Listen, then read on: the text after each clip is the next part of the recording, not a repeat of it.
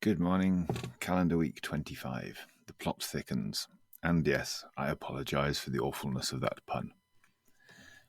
For the first time in a long time, there is this morning a very evenly weighted competition between the human faculties for what is feeling more ancient and subdued. Is it the stiffness of the body or the dullness of the mind that will win by nightfall? Yes, it's 6 a.m. and I'm already looking forward to bedtime tonight. It's the middle of June and I can't quite work out where we got so far behind in the garden. None of the beds is full and I can't quite figure out where we misstepped. We've had quite a few rainy days, sometimes very heavy, and that stopped play for a while, and even keeping a little bit on top of the mowing has been virtually impossible. Rain, sun for the whole spring means less digging than required, and more growing of grass than is actually called for. So today, for my own peace of mind as much as anything else, let's do a rundown of all the growing areas, starting with a bed-by-bed look at the potager. Potatoes. I got 8 rows of potatoes in quite quickly, I think. There was that nasty cold morning which set everything back when they just started to poke their heads through the ground, and I needed to earth them up before they noticed that their green hulms had been knocked back by Jack Frost. They're recovering well, with almost the whole bed coming back to life quite nicely. Unfortunately, I really needed to be 10 or more rows. I didn't have time to plant all the tubers.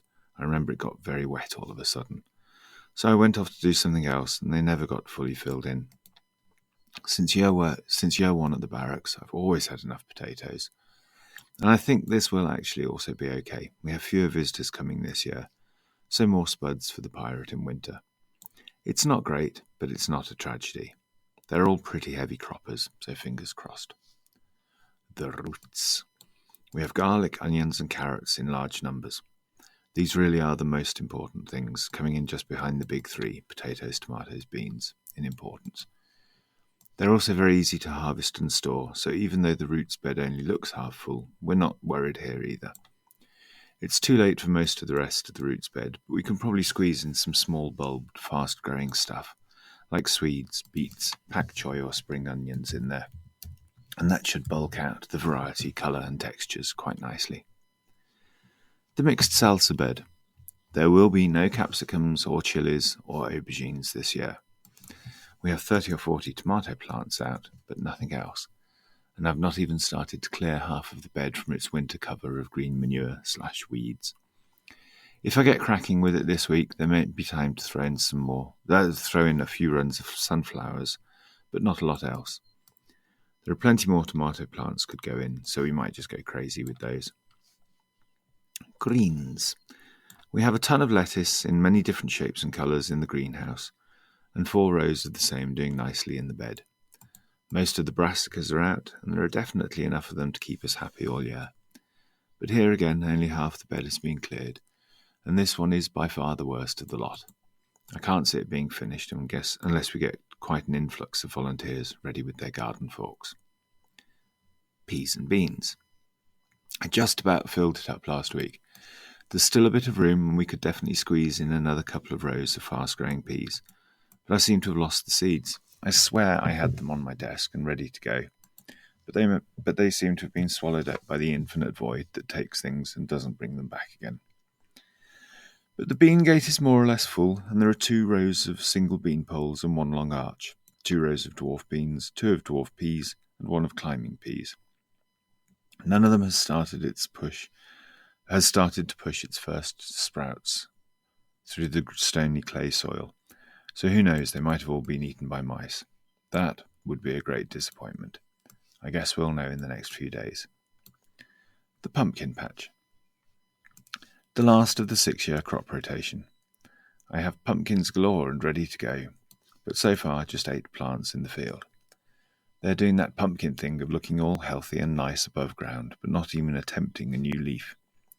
They do this for several worrying weeks sometimes, while the transplanted roots try to get a good grip below ground. If the slugs find them at this stage, we will have no pumpkins.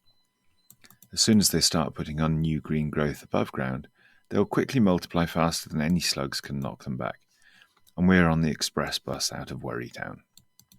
They really should start that jump into hyperspace this week. There isn't looking to be a great variety of pumpkins this year, but the variety in the ground is one of the best storers, and if each one puts on 4 or 5 plants, we'll be eating one a week until April or May next year. The orchard. The frost that did for the potatoes was not as bad as last year's late snap, and most of the trees look like they're going to be producing something. It's not going to be a glut year by any means, but it's looking very positive for our first ever pears. And seeing as pears might well be my favourite tree for fruit, this is a good thing. The soft fruits have not had much love this year, but on Sunday 2 backpackers turned up from the universe looking to stay a couple of nights in exchange for some grubbing around in the dirt, so we're going to assign them the soft fruits. If they do well there, and I think they will, then at least we'll have some lovely photos to show for it, and probably a ridiculous amount of jam again. The pig food fields. I had, as always, grand plans for the pig food this year. Again, it has turned out differently than expected, but in a pretty interesting way. But it's getting quite late now, and the piggies still haven't had their breakfast, so I'll tell you of the continuing pig food plan next week. I think it might turn out to be the best year yet. I hope you all have a lovely and fulfilling week. It's a crazy world out there, and what with all the geopolitical awfulness, it's not the worst idea in the world to take some time in the garden, find a little peace, and maybe create something to look forward to. Take care of each other. Your loving Pirate Ben. XO. XO.